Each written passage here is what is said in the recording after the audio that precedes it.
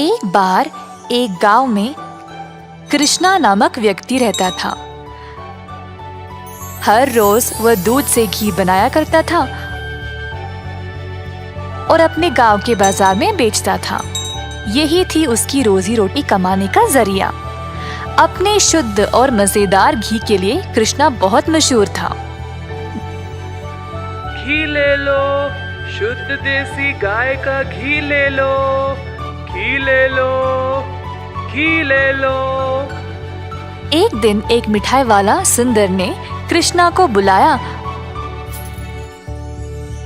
और 1 किलो घी के लिए मांगा। कृष्णा गया उसके पास। कृष्णा भाई, मुझे 1 किलो घी चाहिए।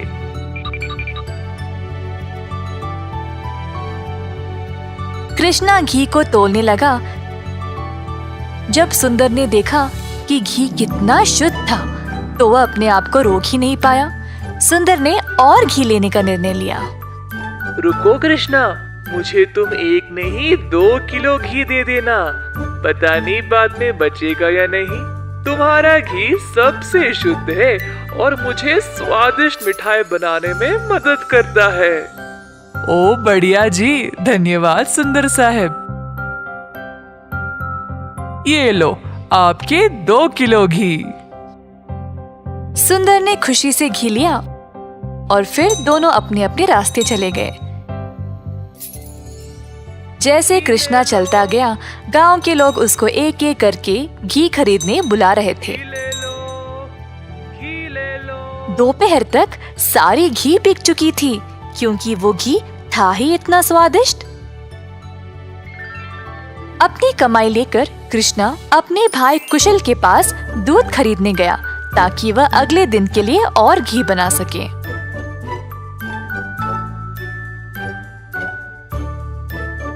हर रोज कुशल देखता था कि उसका भाई बहुत घी बेचकर अच्छा पैसा कमा रहा था और उसका कारोबार दिन पे दिन और भी ज्यादा बढ़ने लगा। भाई, मुझे 5 लीटर दूध चाहिए घी बनाने के लिए। ओह, अभी तो मेरे पास नहीं है 5 लीटर। क्यों ना तुम शाम को आ जाओ, मैं तुम्हारे लिए बाजू में रखूंगा। कृष्णा के निकलने के बाद कुशल की पत्नी उसके लिए पानी लेके आई। देखा कमला, कृष्णा की तो किस्मत ही बदल रही है। दोपहर में ही इसने सारी घी बेच डाली और दूध के लिए वापस आया था। आप तो सारा दूध इनको ही दे देते हो ना, क्यों ना इस बार आप दूध में थोड़ा सा पानी मिला के दो। इस तरह हम भी ज्यादा पैसा कमा सकते हैं। कुशल ने अपनी पत्नी की बात मान ली और शाम को जब वह गाय से दूध निकालने गया तो उसने दूध में पानी डालकर कृष्णा के लिए बाजू में रखा। अब कुशल रोज यही करने लगा। धीरे धीरे वह पानी की मात्रा और भी बढ़ाने लगा। अब कृष्णा इस बात से अनजान समझ नहीं पाया कि उसकी घी की शुद्धता दिन पे दिन कम क्यों होती जा रही। इस वजह से उसके बहुत सारे ग्राहक भी कम होते गए।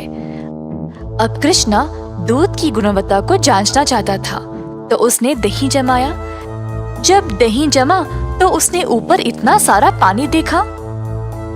शायद गाय की सेहत ठीक नहीं है, इसीलिए अच्छा दूध नहीं दे रही होगी।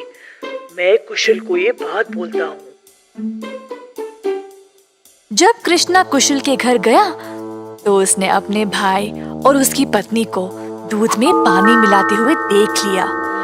अब उसको समझ आ गया कि उसकी घी की शुद्धता इतनी कम क्यों हो गई थी। ना जानते हुए कि वह क्या करे और बिना कुछ कहे कृष्णा वहां से निराश होकर चला गया। अब कृष्णा ने अपनी कमाई से 2 गाय खरीदे और खुद दूध निकालना शुरू किया। अब फिर से कृष्णा अच्छी वाली शुद्ध घी बनाने लगा। कृष्णा ने अपनी एक छोटी सी दुकान खोल ली जहाँ पे वो शुद्ध देसी घी बेचने लगा। उसी समय सुंदर उसके पास आया और बोला, हाय कृष्णा, पिछले कुछ दिनों से घी कुछ ठीक नहीं है। मेरे मिठाइयों के लिए अच्छे ग्राहक थे, केवल आपकी शुद्ध घी की वजह से। उम्मीद है अब आप अच्छा घी बना रहे हो। मैं चाहता हूँ कि मेरे ग्राहक वापस आ जाए। आप ये 2 गाय देख रहे हो, ये मैंने ही लाए हैं अब खुद दूध निकालने। अब से मैं ही दूध निकाल रहा हूँ, तो आज से घी भी सबसे बढ़िया मिलेगी। जैसे दिन बीतते गए, अब कृष्णा से और लोग घी खरीदने लगे। कुछ ही दिनों में कृष्णा ने और गाय खरीदे। उसने कुछ नौकरों को अपनी दुकान पर काम पे भी लगाया, हाथ बटाने के लिए। अंततः कृष्णा काफी अमीर बन गया और ईमानदारी से अपना कारोबार चला रहा था। इसी दौरान कुशल, जिसने अपने ही भाई की प्रतिष्ठा को बर्बाद करने की कोशिश की, गांव में अपने मिलावटी दूध के लिए पकड़ा गया। अब कुशल दूध भी नहीं बेच पाया और जल्द नुकसान में पड़ गया। उसे समझ नहीं आया कि अब वह क्या करे। कुशल को अपनी गलती का एहसास हुआ और अपने भाई से माफी मांगने गया। उसने कृष्णा से भीख मांगी, माफी के लिए और नौकरी के लिए, ताकि वह अपने कर्जों को चुका सके। दयालु कृष्णा ने तुरंत अपने भाई को क्षमा कर दिया और गायों और कामगार की देखरेख के लिए काम दे दिया।